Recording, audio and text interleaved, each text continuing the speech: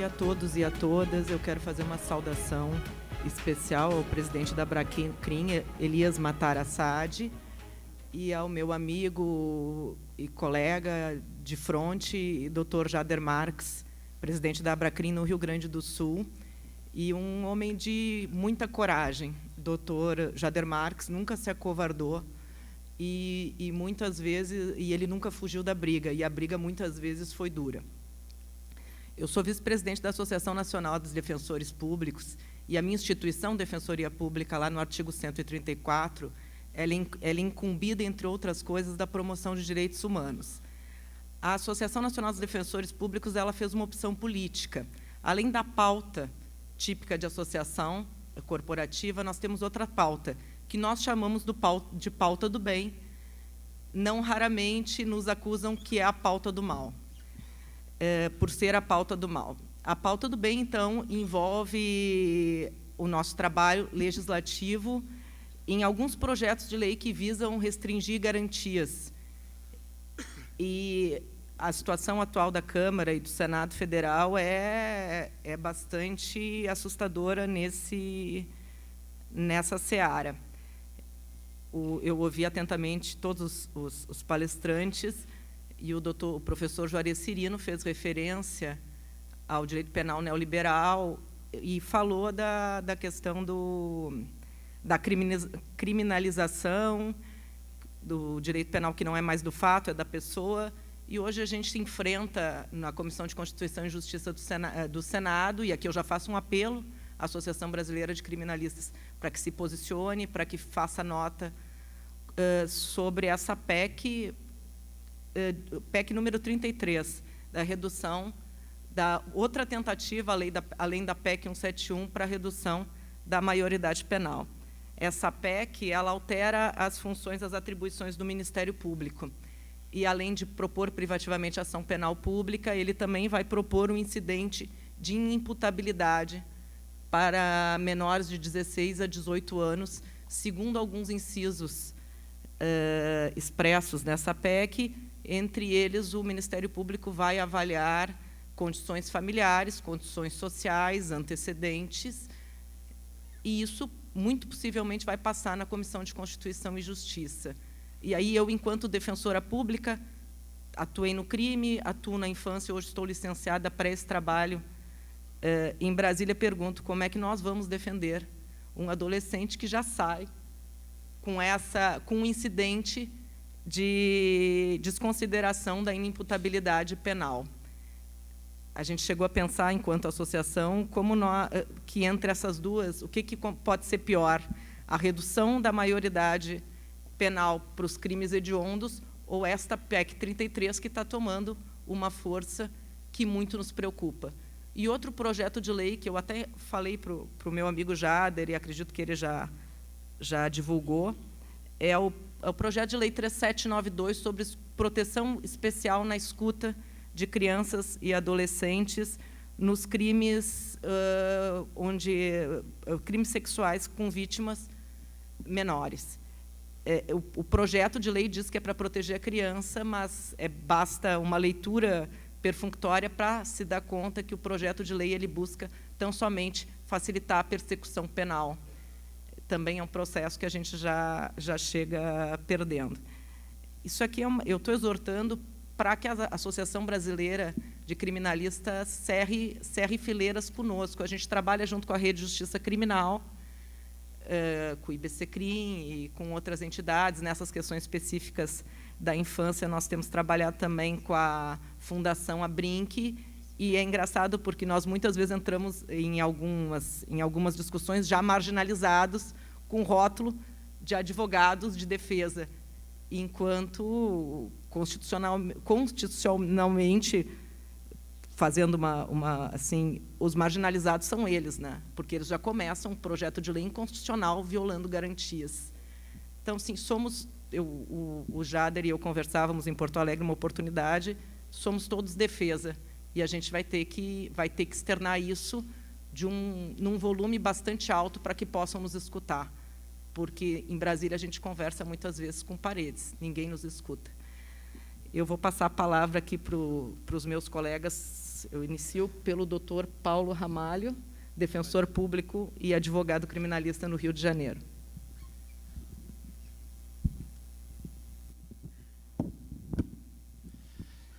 Bom, boa tarde a todos. Boa tarde ou bom dia? Eu estou sempre atrasado ou adiantado, mas quero logo advertir que isso aqui é uma mesa de defensor público e, portanto, todos os prazos são contados em dobro.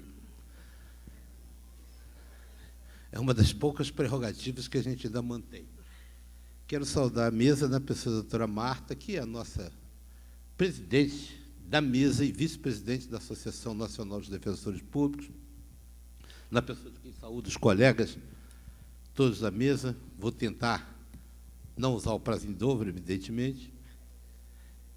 Agradecer o Elias, como sempre, o presidente, nosso presidente eterno da Bracrim, o Técio, que um grande companheiro de advocacia, um híbrido, meu guru na advocacia e ainda foi meu chefe na Defensoria Pública, porque eu sou um sujeito híbrido, porque eu sou defensor antigo e no Rio de Janeiro os defensores antigos podem advogar. Então, eu sou uma espécie de coringa para o Elias. Olha, ele fala assim, não, hoje você é defensor público, hoje você é advogado, hoje você é professor. Então, o Elias sempre me usou consentidamente para isso. E hoje eu estou aqui na condição de defensor público, que, para mim, não deixa de ser um advogado. A primeira coisa que tem que acabar é com essa ideia de que defensor público e advogado são pessoas diferentes, são diferentes.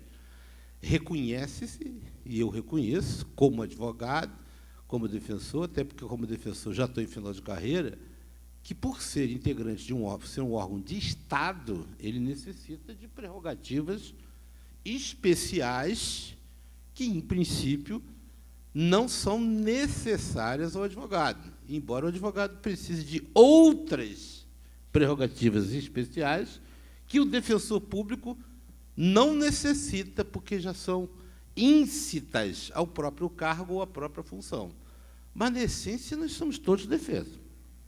Então, é preciso acabar com essa dicotomia que não existe, e a ordem, acertadamente, tem trabalhado isso, tem permitido que defensores mais novos, que não podem advogar privadamente, se licenciem para não suportar os ônus da anuidade, mas mantém todos os defensores que não podem exercer a advocacia privada nos seus quadros, e muitos deles concorrem na condição de advogado aos quintos constitucionais, e nós temos vários e vários colegas espalhados pelo Brasil que são defensores públicos, nunca advogaram e hoje ocupam cargos no judiciário. Desembargadores federais, desembargadores estaduais, tivemos o Adilson Macabou no Rio, temos o Luiz Paulo Cotrim, que é desembargador em São Paulo, do TRF, que era defensor público no Mato Grosso do Sul, embora companheiro nosso e morador do Rio de Janeiro. Então, esta harmonia de advogado e defensor é essencial. Agora, há certos limites que devem ser preservados, que não são propriamente... Batoque também, que nos prestigia aqui, com a sua presença honrosa. Há certos limites que devem ser preservados, que não interferem propriamente com a advocacia criminal. Porque a advocacia criminal é outra história. O sujeito tem direito à defesa, esse direito é sagrado e ninguém pode obrigá-lo a contratar um advogado. Então, seja rico ou seja pobre, ele vai ter que ter uma defesa eficiente. E surge um paradoxo. No Rio de Janeiro, o Técio lembra bem disso, acho que o Técio era o defensor público geral, na época. No Rio de Janeiro, um empresário poderoso, muito rico à época, era dono de uma empresa, de uma indústria de lingerie, que existe até hoje, e ele, tão cansado de ser roubado por empregados, ele instalou câmeras, etc., revistou mulheres, praticou uma série de arbitrariedades contra as mulheres. E, quando foi preso, denunciado, ele disse, e o senhor não quer um advogado? Eu disse, eu não vou contratar advogado, considera esse processo absurdo, eu não vou contratar advogado, mas eu sou um empresário poderoso, eu não vou, vocês façam o que quiser com o processo, porque eu não vou contratar advogado. E o juiz não teve alternativa, não sei, na época a gente não tinha estrutura ainda, o Técio ajudou muito na estruturação da Defensoria Pública, a gente deve muito isso ao Técio, como defensor, e faço esse tributo de agradecimento e de homenagem, a gente não tinha uma estrutura de inamovibilidade, etc., ou designar, ou caiu, enfim. E isso, gente, foi julgado na vara. Se eu não me engano, o juiz era um companheiro nosso, do teste também, Batoca, o meu Sérgio Verani, que era o juiz, se eu não me engano, em primeiro grau, estava numa vara singular, embora ele fosse de júri, e ele disse, vou nomear o defensor público. O defensor público entrou e pediu arbitramento de honorários. Nós estamos advogando para um cara muito rico. E o cara virou e disse o seguinte, tem conflito meu agora quer receber honorários meus, eu quero um outro defensor para me defender dessa postulação, eu sou inocente, estou sendo processado pelo Estado, o Estado me impõe advogado, ele diz que eu tenho que pagar? Não, acabou se decidindo que ele só pagaria se fosse condenado. E deu um trabalho enorme o processo, e ele não foi condenado, foi absolvido e não pagou um tostão de honorários. E o defensor não podia, a pretexto de arrecadar mais para o seu fundo, né, capitanear na defesa do réu. Então, a instituição, no cível, essa questão é mais complexa e tem gerado problemas no Brasil. Com a crise financeira, as pessoas estão se ocorrendo mais na Defensoria Pública. No crime tem essa peculiaridade, mas tem. Eu sou defensor de uma Câmara Criminal no Tribunal de Justiça. Nós fazemos sessão semanal e julgamos, em média, por sessão, 180 processos. E eu asseguro aos senhores, desses, por exemplo, eu tenho sessão agora, na próxima terça-feira, tem 182 processos na pauta. Só 18 deles não têm participação na Defensoria Pública. Como é que a gente faz sustentação oral nisso? Estuda antes, são processos virtuais, separa, e um defensor que trabalha muito tempo com determinados desembargadores tem intimidade, abre o voto, conversa, discute antes e dá. Mas você vê o número, a demanda de Defensoria Pública é gigante. E essa demanda aumenta também no cível. E aí fica uma zona cinzenta em saber, porque nós também não podemos usar a Defensoria Pública para acabar com o mercado de trabalho dos jovens advogados. E não há critérios objetivos para definir esta pessoa é hipossuficiente, essa linguagem horrorosa, né, que a gente inventou. Essa pessoa é miserável jurídico e merece a defensoria. Não há critérios objetivos. Então, é preciso que a defensoria, porque alguns estados, algumas comarcas, principalmente, há um conflito, e a nossa vice-presidente sabe disso, de chegar muitas queixas de que a Defensoria Pública estaria atendendo pessoas que ganham 8, 10 salários mínimos e que poderiam pagar um advogado de início de carreira e que está se valendo do Estado. Esse é um problema grave que nós vamos ter que enfrentar, porque a tendência é isso aumentar. E por que aumenta? Somos todos maduros e sabemos que o ensino do direito é uma farsa.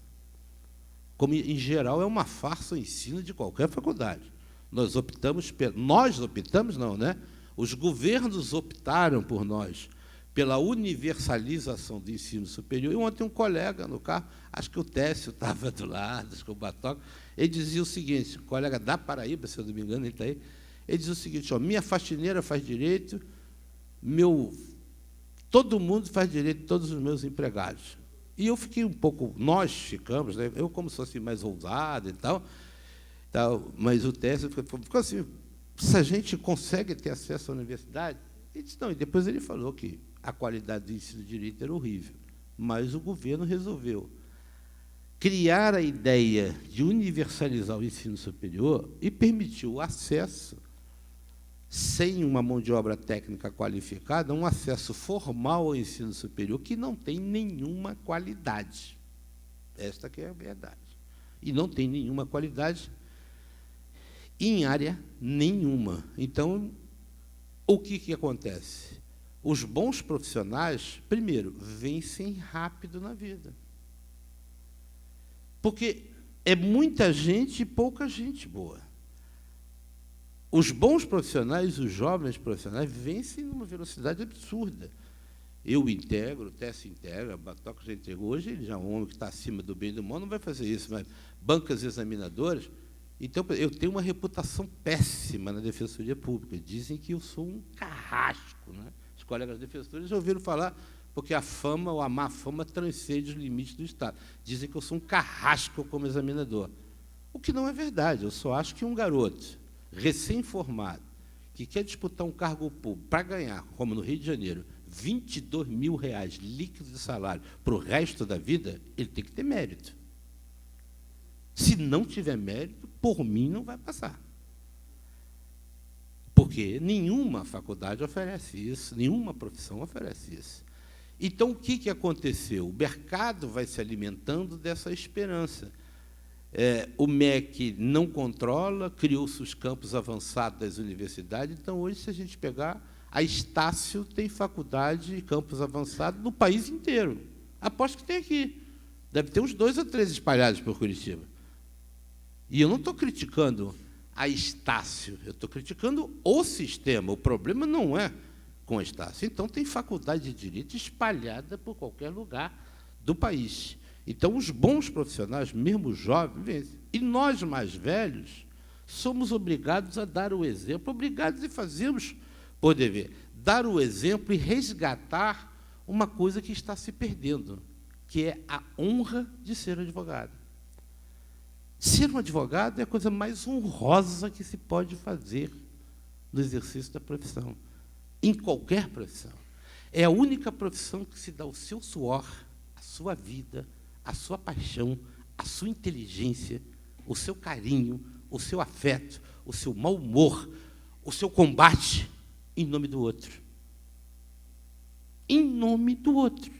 Talvez a que chegue mais perto seja a medicina. Já estou ganhando uma advertência aqui, ó, de tempo, mas como eu sou defensor público. Então, o que acontece?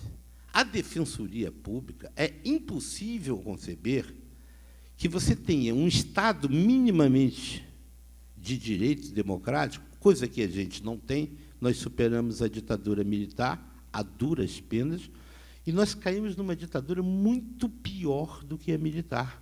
Porque o STM, embora eu seja um pouco mais novo, não cheguei a advogar na ditadura militar, mas tem vários exemplos aqui, Técio, Batoque e o outro. O STM era um tribunal respeitável. Hoje, o tribunal é o da mídia. Hoje, o ministro, o juiz, o desembargador não busca mais decidir, ou pelo menos a maioria deles, a causa pelos seus valores, pelo seu conhecimento, pelo seu saber. Ele busca aquela decisão que vai merecer aplauso da opinião pública, que, por sua vez, não é pública, é publicada. Então, nós inventamos a ditadura da mídia. E essa parece sedutora, porque ela nos ajuda em muitas coisas, mas nos domina e nos oprime em outras tantas. Essa ditadura da mídia criou juízes covardes. Antes, nós queríamos juízes que fossem honrados, preparados, inteligentes, independentes e corajosos. Hoje, se for corajoso, a gente já está satisfeito. O resto a gente tenta se virar. Porque nós criamos uma jurisdição, e eu sou o responsável único por isso, o evento não tem nenhuma responsabilidade. Aliás, aqui na inauguração, quando nós fundamos aqui, e muita gente estava aqui, Batoque, o Técio, eu era um mais inexperiente do que sou ainda, e eu falava de como é que nós somos cínicos. O juiz quer ser o homem que faz justiça. O promotor quer ser o homem que promove justiça. E ninguém sabe o que é justiça, porque justiça é como bom senso, cada um tem a sua. Eu não construiria pontes e viadutos numa cidade enquanto tivesse pessoas passando fome e dormindo na rua. Eu não construiria. Meu critério de justiça diz que isso é uma aberração. Eu não faria Olimpíadas. Eu gastaria esse dinheiro, mas eu não sou o responsável, o condutor da sociedade. Eu faço a justiça, o promotor faz a justiça. Nós criticávamos, e acho que foi o Batoque que disse ontem isso aqui, nós criticávamos os juízes, ou o Lênio, criticávamos os juízes que viam a lei cegamente, o juiz literal, da hermenêutica pura, dogmática, sem estar atento às finalidades sociais da norma. Mas agora, eles abandonaram, e a gente queria que ele fosse mais humano, mais progressista, que saísse, quando necessário, da literalidade da hermenêutica literal, que é a pior delas. Hoje a gente implora pela hermenêutica literal. Porque quando eles saem da hermenêutica literal, eles vão para a barbárie, vão para a ditadura. A gente assiste um país perplexo, quero dizer, não atuo em nenhum processo aqui da pseudo-república de Curitiba.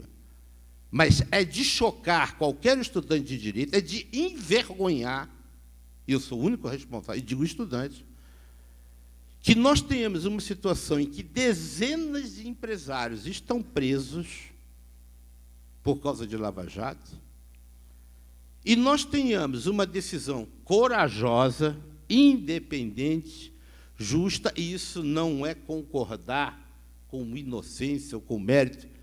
Para mim, se o cara é inocente ou culpado, isso não faz a menor diferença. Demorei anos para amadurecer isso. Nós não defendemos crimes nem pessoas, nós defendemos valores, princípios, estados de direito democrático. Nosso compromisso é com esse. E a gente vê o Toffoli dar uma liminar, soltar um ex-ministro, que, se pegar a liminar, vale para todos que estão presos.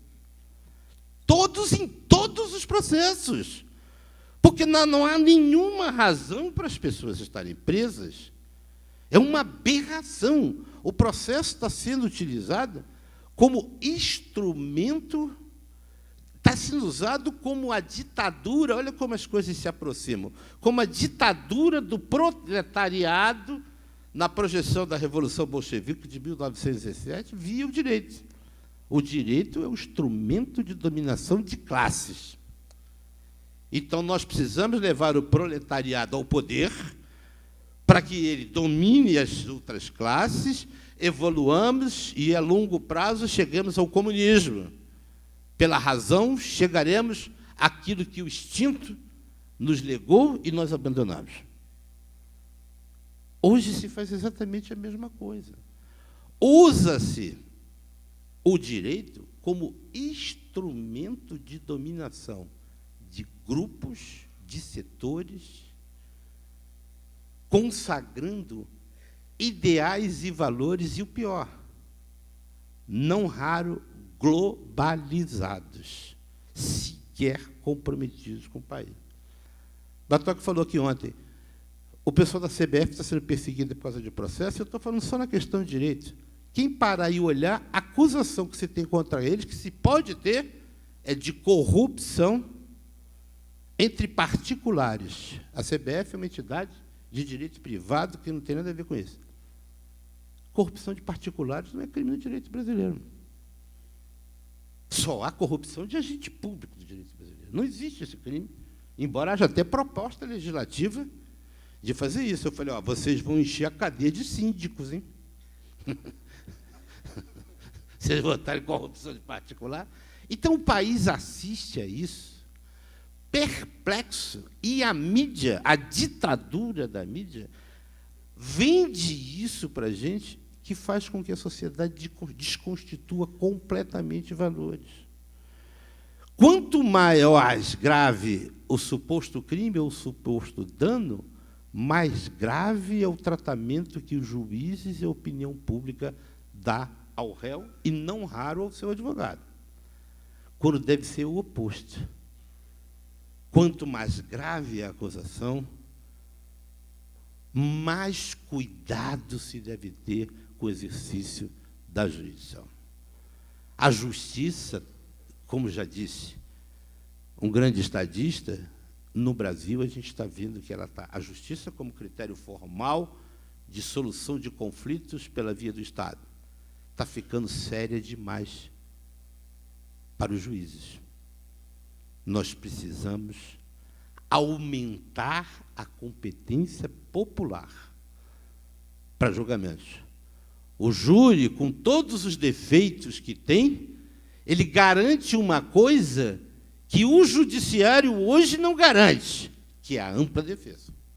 Pelo menos no dia da sessão de julgamento, a gente tem liberdade para falar com quem quiser, para ter acesso a quem bem entende, e é preciso engajar o povo desse processo. E eu já advoguei alguns casos que a opinião pública estava contra, mas é melhor ter a opinião pública movida, como eu tive, por sentimentos emocionais. Ontem eu conversava com alguns colegas, fizeram um massacre contra o rapaz acusado de matar uma atriz de novela, que eu fui defensor, eu digo, isso eu achava que foi a maior opressão que eu tinha visto no exercício da advocacia. Hoje eu acho que não é. Hoje eu acho que é o caso Petrobras. Porque aquela opressão era uma opressão emocional. A novela integra a vida das pessoas e vai para cá. Tanto que 2, 3 anos depois, com superexposição, eu passei a ser respeitado pela opinião pública, a opinião pública passou a ter mais maturidade e equilíbrio. Agora, a opressão que se faz hoje é uma opressão de cunho ideológico. É uma opressão de controle do processo punitivo. E o pior, o juiz, meu direto amigo, hoje, acho que o Teste estava numa conferência dela, hoje presidente do Tribunal de Justiça, hoje presidente do TJ, um dia ele se vangloriou e disse o seguinte, os juízes brasileiros, 80% deles vêm de classes sociais modestas. Isso é motivo de muito orgulho para a magistratura. Eu disse, para mim, isso é motivo de preocupação. Porque eu também vim de classe muito modesta, órfão cedo na vida, venci, acho que foi uma realização pessoal espetacular, estou muito feliz com a minha vida. Agora, quando eu vejo que 85% dos juízes vêm de classe modesta, a sensação que me dá é o seguinte, as elites consideram ser juiz um papel pequeno. É melhor controlar o sistema ideologicamente, legislativamente, e deixar que os pobres que ascenderam a cargos supostamente importantes façam um jogo sujo de aplicar os valores que ele estabelece. Então, o juiz, o promotor, na verdade, e até o próprio defensor, numa certa medida, nós somos essencialmente um bando de cínicos. O juiz diz que faz justiça, o promotor diz que procura justiça, e nós dizemos que igualamos os pobres aos ricos na justiça. Isso é uma farsa, isto é uma mentira. Não existe um paraíso, um oásis, no meio de uma sociedade perversa, injusta e iníqua, em que um pobre vai ser igual a um rico. Aliás, hoje está acontecendo o contrário. Como eu sustento, há poucos dias eu fiz a sustentação do Supremo e disse o seguinte, Vossas Excelências me conhecem aqui há muito tempo por causa da minha hibridez. Briguei muito como defensor aqui e pedi para que o meu cliente fosse tratado como rico, com os bons olhos, com respeito, etc. O país mudou tanto, a demagogia contaminou setores do judiciário, que a gente agora está ao contrário. A gente está pedindo que os ricos, os famosos, sejam tratados como pobres, desconhecidos, um homem qualquer, porque perseguem os bem-sucedidos. Os bem-sucedidos, o homem que tem algum poder, que tem algum dinheiro, perseguem ele, perseguem o seu advogado e fazem de tudo. Estão invadindo escritórios, estão fazendo uma devassa.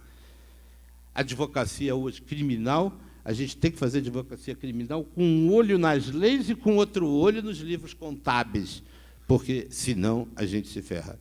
Eu chego a declarar centavos na pessoa jurídica, porque tudo é pretexto para esse espírito de dominação e de opressão que o país...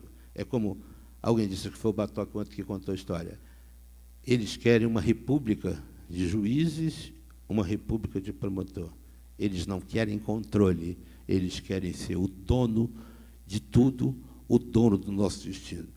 E eles querem que a justiça, esse valor abstrato, esse conceito filosófico que passa por várias concepções da dignidade da pessoa humana e do próprio sistema de organização de Estado, que ele seja o porta-voz desse ideário de justiça e os promotores. Esquece a origem, que a lei sempre foi a vontade do poder, e os promotores sempre foram os fiscais da vontade do poder. É por isso que eles eram os procuradores do rei, que depois, pomposamente, acabaram ganhando essa nomenclatura de procuradores e promotores de justiça. Promovem e procuram o que não conseguem sequer compreender o que seja. Muito obrigado.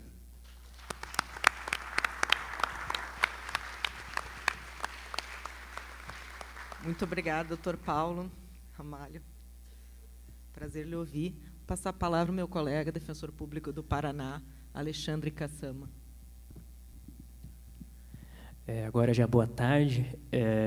Eu prometo não usar o meu prazo em dobro como defensor, até porque eu não tenho essa desenvoltura ainda, eu espero que um dia eu venha adquirir.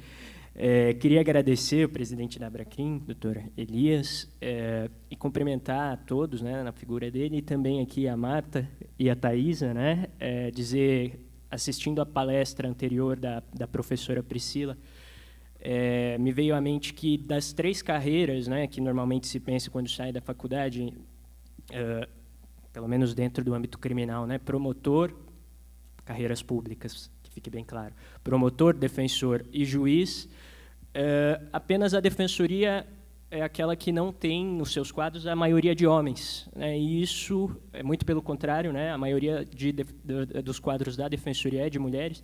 Isso, para mim, mostra bem que desde o início a gente tem que tentar ser um pouco diferente. E isso faz com que, de certa forma, nós estejamos um pouco mais próximos da carreira privada, como é a da advocacia, do que da carreira pública, como é a dos promotores, como é a dos juízes. E quando eu fui chamado para fazer essa palestra, fiquei muito feliz, né, porque não esperava que a defensoria tivesse uma palavra em um evento com grandes nomes da advocacia, e isso por diversos motivos, né? A gente não precisa nem explicar que em diversos estados a defensoria e a OAB estão sempre em briga e etc. Mas eu sei que, pelo menos aqui no Paraná, e acho que também então no Rio Grande do Sul, né, e no Rio de Janeiro, a gente vê os advogados como grandes parceiros, né? Tem aqui o doutor Alexandre Salomão, a doutora Priscila mesmo, então a gente está sempre se encontrando, e os pleitos da advocacia, os pleitos da defensoria são sempre convergentes e tendem a ser sempre minoritários, né? Quando a gente tem um círculo de promotores, defensores e juízes, e advogados, desculpe, parece que os advogados e defensores, como já disse aqui a Marta, entram sempre como com a pecha, né, das pessoas que vêm defender a corrente minoritária, né? Isso, de certa forma, então, faz com que nós estejamos muito mais próximos do que nós, da carreira pública, estamos dos outros colegas de carreira pública. E pensando sobre esse convite, eu pensei em falar um pouco sobre aquilo que nos une e também aquilo que nos separa. E eu pensei especificamente em 2 casos concretos que eu tive já na atuação da defensoria, que mostraram muito para mim isso. O primeiro caso concreto trata daquilo que nos une. Foi em Francisco Beltrão, na penitenciária de Francisco Beltrão, uma cidade que até então não tinha defensoria pública, e a gente explicava para os presos, né, num mutirão que foi feito, sobre o papel da defensoria.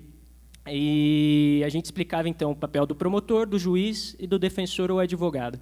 E a gente explicava e terminava tomando do preso se ele tinha entendido, né, aquela explicação que a gente fez. Então, no final, a gente terminava e o preso, a resposta era quase sempre mais ou menos assim. Então, você entendeu, né? Tem o promotor que acusa, o defensor que defende e o juiz, e o preso completava, que condena. O juiz serve para condenar.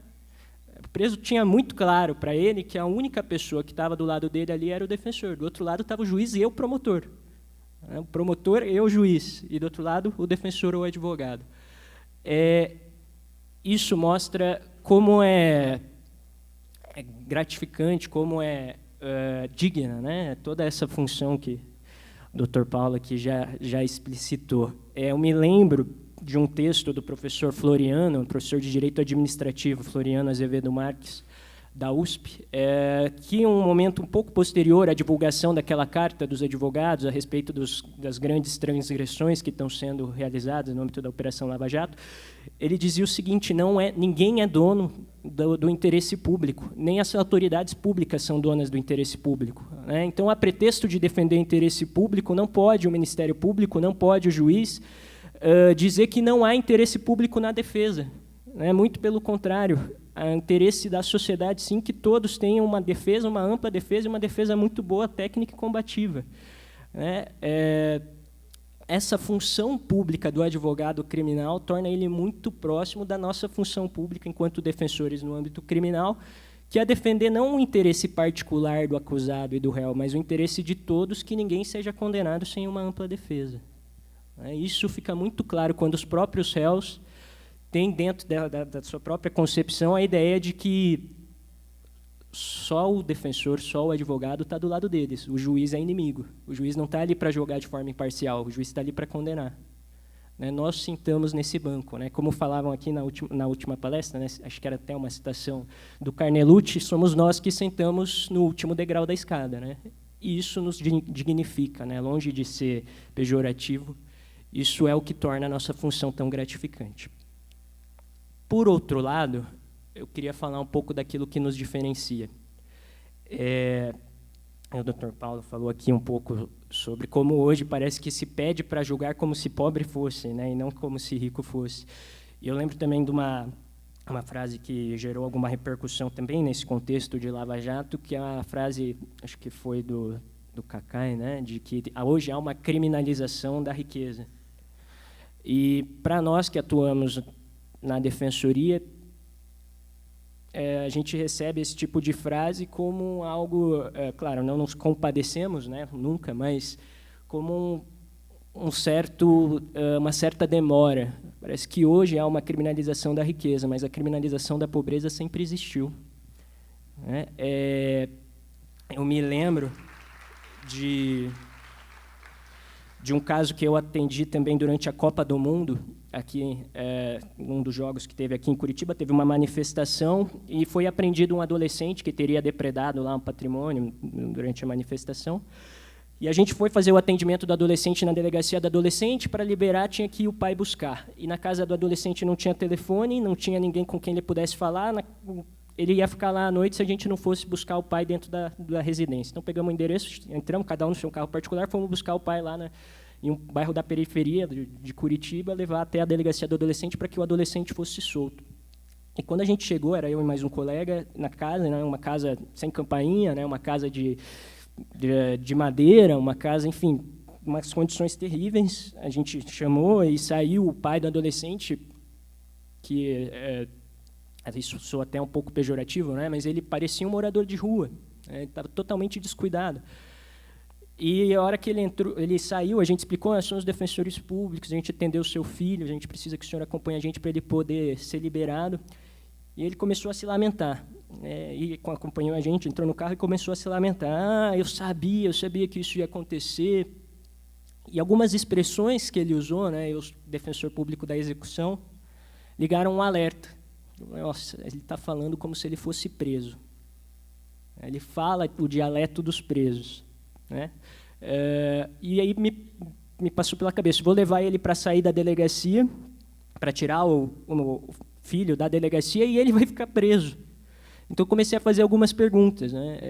E aí ele explicou que ele já não devia mais nada para a justiça, como eles dizem, mas ele tinha passado pela delegacia do adolescente, depois tinha passado pelo sistema penitenciário, tinha passado então pelo sistema juvenil, pelo sistema penitenciário, e agora o filho passava pelo sistema infracional juvenil de novo.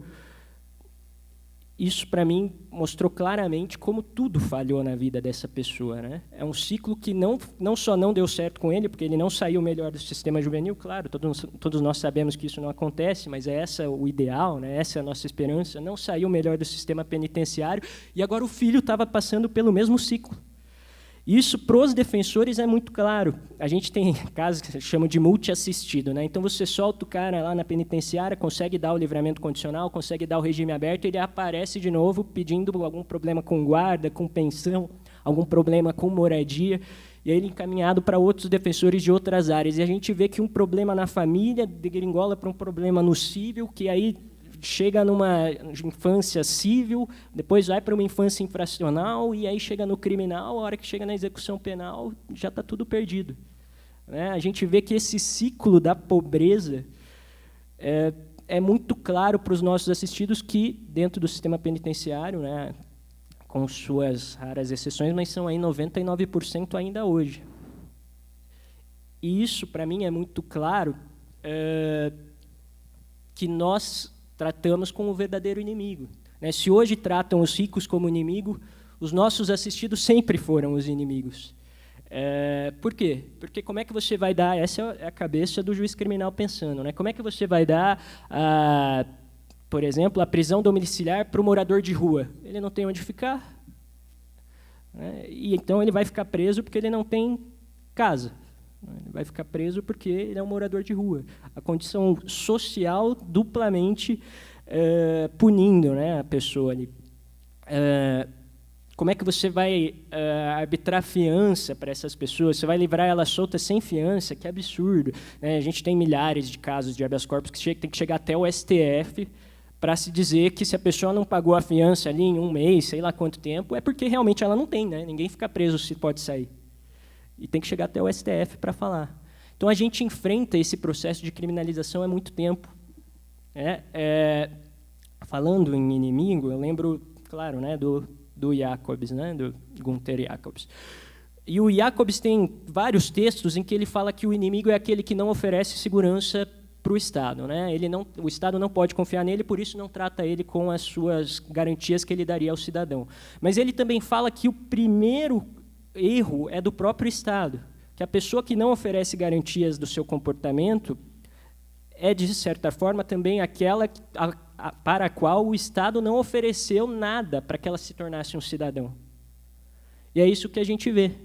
Né? Como eu disse, a pessoa tem um problema na família, que degringola para um problema civil, que passa pela infância civil, infância infracional, processo penal de conhecimento, execução penal. Parece que é um ciclo que está toda hora se repetindo. Então, por isso que saem as pessoas do sistema penitenciário, 90%, acho que no Paraná, se não me engano, são 80% e quase 90%, não dá 90%, não tem ensino fundamental completo, né? Não tem ensino médio. Em todo o sistema carcerário paranaense são, se não me engano, menos de 30 pessoas com ensino superior presas. Isso é um corte muito claro da população que a gente está prendendo. Então, se hoje se expede mandado, e mandados que eu concordo, muitas vezes são totalmente arbitrários, para pessoas de posse, a verdade é que isso sempre foi feito para as pessoas sem nada. Então, nessa trincheira de fortalecer as garantias, de fortalecer essa função pública da defesa, me parece que o que mais nos diferencia é que a Defensoria trata com aqueles que realmente não têm nada. Aqueles que, como na ideia do Jacobs, não oferecem nenhuma garantia para o Estado porque eles nunca foram feitos cidadãos. O Estado nunca deu nenhuma oportunidade para isso. Com isso, para mim, como defensor, fica muito claro também que o nosso problema maior da sociedade, não é a sobreintegração, não é porque tem pessoas que são muito ricas que conseguem escapar do sistema de justiça, que conseguem se fazer prevalecer no sistema político. Essas pessoas são, sim, um problema. Até dentro do que o Dr. Paulo falou aqui, hoje se pensa, as elites pensam que o sistema judiciário é um sistema de menor importância. Mas o nosso grande problema está longe de ser esse. Eles são um problema, mas o nosso maior problema são os subintegrados. Não adianta nada você ter uma classe superior, uma elite que se submeta às leis, se essa elite compõe ali 1% da população. O que a gente tem que pensar são nos outros 90%, são nos outros 80%, 70%, sei lá quantos por cento. No Paraná, acho que a Thaisa pode falar melhor, são quantos que têm até 3 salários mínimos? 70% no Paraná, são potenciais usuários da Defensoria Pública. Então, se você tem 70% da população que não tem condições de se integrar a todos os sistemas econômicos, sistema de educação, sistema de emprego formal, me parece que esses 70% são o nosso problema mais gritante, muito maior do que o 1% que tem condição de se integrar a todos os sistemas, inclusive se evadir de alguns quando interessa. Com isso, e já caminhando para o final, porque, afinal, ouvir defensor público, como a Marta falou, a gente sempre entra, as pessoas já pensando, lá vem o defensor, lá vem... e, claro, os advogados também. e eu ouvi defensor e advogado com fome, então, né? Mas então, já caminhando para o final, eu diria que nós temos sim que centrar forças, porque agora aquilo que sempre existiu para a pobreza está chegando também nos clientes mais abastados, né? Ao invés de ser o caminho contrário, ser o que às vezes a gente via sendo prevalecer, por exemplo, uma decisão elogiável do ministro, né, do Supremo, ao invés de você pegar essa decisão e ampliar para o juiz de primeiro grau, o que a gente está vendo é o contrário, são as decisões que sempre foram aplicadas para as pessoas que nunca tiveram nada em primeiro grau serem ampliadas para o ministro do Supremo. Por isso, acho que nós temos, sim, muito a cooperar, né, e a Defensoria conta com a OAB, conta com os advogados, como tem contado, né, como aqui no Paraná a gente tem essa experiência, tem essa amizade, esses colegas de luta, né? Estamos na mesma trincheira. O Shekhar tem uma frase que ele fala sobre o IBCCRIM, né? O IBCCRIM é a grande trincheira dos nossos ideais. Eu acho que é isso, né? A gente compartilha do mesmo lado do fronte, né? E o ataque que hoje tem sido feito, então, né, como a frase que eu citei no começo, hoje é uma criminalização da riqueza. Porque, na verdade, ao invés de se fazer as garantias que prevaleciam para um lado ser expandidas para outro, a gente fez o contrário. A gente fez a falta de garantia com a qual a gente sempre trabalhou, né, os abusos e arbitrariedades com qual a gente está acostumado, se expandir para aqueles que tinham alguma condição.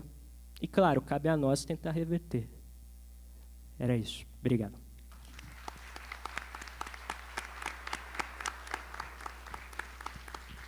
Obrigada, Alexandre. O que nos causa maior ansiedade e uma sensação de impotência é ver um discurso de proteção que deveria servir para promover políticas públicas de inserção social ser usado para proteção de homens de bem, justificar aumento de pena e tantos retrocessos. Eu acompanho a Comissão de Reforma do Código de Processo Penal e audiências públicas com advogados, com colegas brilhantes, são esvaziadas, ninguém assiste e daqui a pouco a comissão se reúne para debater algum tema específico e tiram foto com... Eu assisti isso, abaixo a audiência de custódia, coisas desse gênero, como se isso fosse contribuir alguma coisa para reduzir índices de violência. É um discurso bastante preocupante, mas que tem muita mídia. E assim, a gente não pode ser ingênuo de acreditar que aquelas pessoas que estão lá, muitas delas foram eleitas em cima desse discurso. Então, a gente vai conversar com alguns deputados, eles têm um assim, que tem uma caneca na mesa, que é um cabo de revólver, e está escrito BOSS, com 2 cifrões, e assim, tipo, bandido bom é bandido morto, um discurso de redução de maioridade, 16 anos é pouco, tem que ser para 12 anos, e esse discurso pega, e ele aumenta, e a gente vai se sentindo impotente, e tu está com a Constituição Federal aqui, assim, olha, está escrito, é ampla defesa, não pode. E é como eu digo, a gente fala com paredes, ninguém nos escuta, e pior do que isso, lá vem a defesa, ela quer soltar bandido, ela está falando porque ela quer soltar bandido. A denúncia já é uma sentença condenatória na cabeça dessas pessoas que estão fazendo a lei. Muito obrigada, agradeço novamente ao Paulo Ramalho, ao Alexandre, a minha colega presidente da Associação do Paraná, Thaisa. Obrigada. Só queria fazer uma observação importante, porque o nosso colega Alexandre falou um negócio aqui que a gente tem que ter um pouco de cuidado na interpretação disso, porque existe uma lógica perversa do Ministério Público, que é o seguinte: o defensor que se preza é sempre apaixonado, né? Aliás, o bom advogado criminal é apaixonado. Que me desculpe, dá para ser um bom advogado civilista sem nenhuma paixão. Dá para ser um advogado trabalhista sem alguma paixão. Agora, criminalista e defensor público sem paixão, isso não existe. Se a paixão não vier, esquece. Vai ser apenas um profissional burocrata, um medíocre sem consciência de nada. Tem que ter paixão, amor. Ele disse, Alexandre, estão criminalizando a riqueza, né, para usar a expressão já mencionada. Mas a pobreza sempre foi criminalizada. Mas é exatamente esse tipo de raciocínio com outro objetivo, que não é o seu, obviamente, que os ditadores fazem. Como nós não conseguimos melhorar as... Olha só, como eu vou te prender porque você não tem um domicílio, eu vou prender o outro que tem muitos domicílios e pode sair do país. Isso vai te igualar a ele. Já não te igualo nas condições de acesso à justiça, mas eu te igualo ao rico na perversidade, na arbitrariedade. E isso parece compensar partes de gente ingênua, que está de bom propósito, mas não viu a perversidade disso. O nosso trabalho porque é muito comum, a melhor maneira de se livrar da exploração, a mais prática, é virar explorador. Acabar com a exploração é difícil. E nós vimos muitos garotos que fizeram faculdade com a gente, que eram... Eu fui comunista maoísta. Maoísta. Quando eu melhorei um pouquinho de vida, porque eu era muito pobre, eu tinha vergonha e tinha horror de uma pessoa que tomasse um whisky escocês. Eu digo, pô, isso é um absurdo. Parece que falta feijão. Por quê? Eu estava contaminado por esse radicalismo ideológico, impregnado pelo amor aos pobres, e não enxergava.